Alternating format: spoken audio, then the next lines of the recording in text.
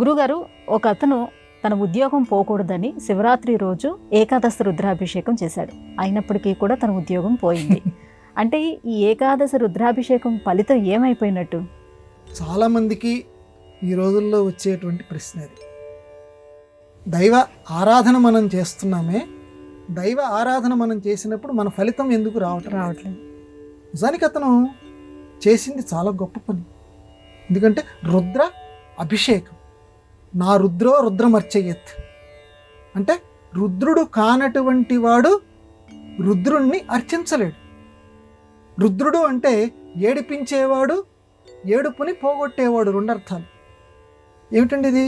ఒక మనిషిలో ఇన్ని రకాల గుణాలు ఉంటాయి అంటే ఉంటాయి. రుద్రుల్లో, ఆ పరమ శివుల్లో ఆ రకమైన గుణం ఉంది.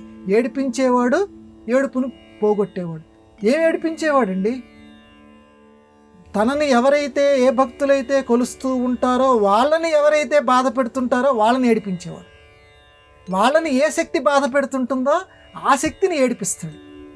కాబట్టి ఏడిపించేవాడు అంటే అది అర్థం. మరి ఏడుపును పోగొట్టేవాడు అంటే, ఏడుపు అని అంటే మనలో బాధ, మనలో బాధని పోగొట్టేటువంటి వాడు రుద్రుడు.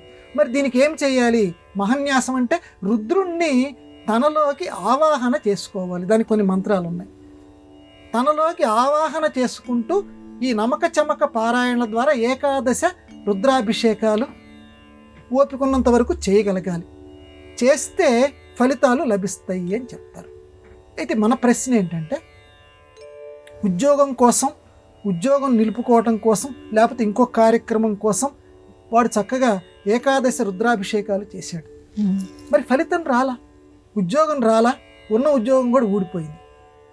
మరి ఈ రుద్రాభిషేకం చేయటం వల్ల ఫలితం ఏమిటి అని అంటే, ఇక్కడ చాలా జాగ్రత్తగా పెద్దలు కంచిస్వామి వారు లాంటి వాళ్ళు చెప్పినటువంటి జవాబు ఏంటంటే, ఇది రుద్రాభిషేకం యొక్క గొప్పతనాన్ని తగ్గించేటువంటిది కాదు, నీ కర్మ ఫలితం. అలా చాలా జాగ్రత్తగా చూడు. పాలు పోయించుకున్నావు, మన వాళ్ళకి అర్థమయ్యేటట్టు చెప్దాం. పాలు పోయించుకున్నావు గిన్నెలో, ఆ గిన్నె మంచిగా ఉంటే ఆ పోయించుకున్నటువంటి పాలు గిన్నె స్టవ్ మీద పెడితే నీకు చక్కగా కాస్తాయి. ఆ పోయించుకున్నటువంటి గిన్నెలో ఎక్కడైనా అంటుకున్నటువంటిది ఏదైనా ఉందనుకోండి, మలినం, ఎంగిల్ లాంటివి, ఏం జరుగుతుంది? పాలు విరిగిపోతాయి. ఇది అందరికీ తెలిసినటువంటిదే. ఆ రకంగానే పాలు గొప్పవే, రుద్రాభిషేకం గొప్పదే, కానీ మన యొక్క కర్మ ఫలితం అది ఎక్కడికి పోతుంది? మన యొక్క కర్మ ఫలితం అది అనుసరిస్తూనే ఉంటుంది. కాబట్టి మన కర్మ ఫలితం వల్ల ఆ రుద్రాభిషేక ఫలితం మనకి వెంటనే అందలేదు. కానీ ఒక తలుపు మూసేస్తే ఇంకో తలుపు తెరుచుకుంటుంది. రుద్రాభిషేక ఫలితం ఎక్కడికి పోదు. ఇప్పుడు నీకు వెంటనే సత్యస్ఫూర్తిగా నీకు వెంటనే ఫలితం రాలేదు, కానీ అనంతర జీవితంలో ఏదో ఒక రూపంలో మళ్ళీ ఆ ఫలితం నీకు అందుతుంది మిత్రమా, అందుతుంది సోదరా. కాబట్టి నువ్వు బెంబేలు పడిపోకు.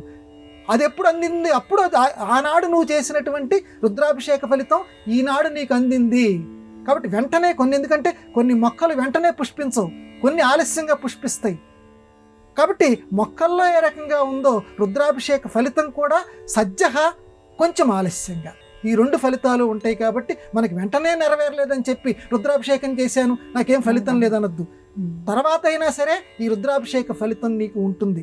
వెంటనే నీకు ఎందుకు లభించలేదంటే నీ కర్మ ఫలితం వెంటనే నీకు ఉంటుంది. మంచిగా కనుక ఉంటే నీ కర్మ ఫలితం వెంటనే సిద్ధిస్తుంది. కాబట్టి ఈ విషయాన్ని మనందరం కూడా గ్రహించి, ఈ లోకంలో ఏనాడు కూడా దైవ నింద లేకపోతే దైవాన్ని గురించి ప్రశ్న ఇలా ఎందుకు జరుగుతుంది అనేది మనం ఏనాడు చేయకూడదు. ఎప్పుడూ కూడా మనం దైవస్థుతి చేస్తూనే ఉండాలి. రుద్రాభిషేకాలు చేసి ఆ శివనామార్చన చేసి అందరూ తరింతురుగాక.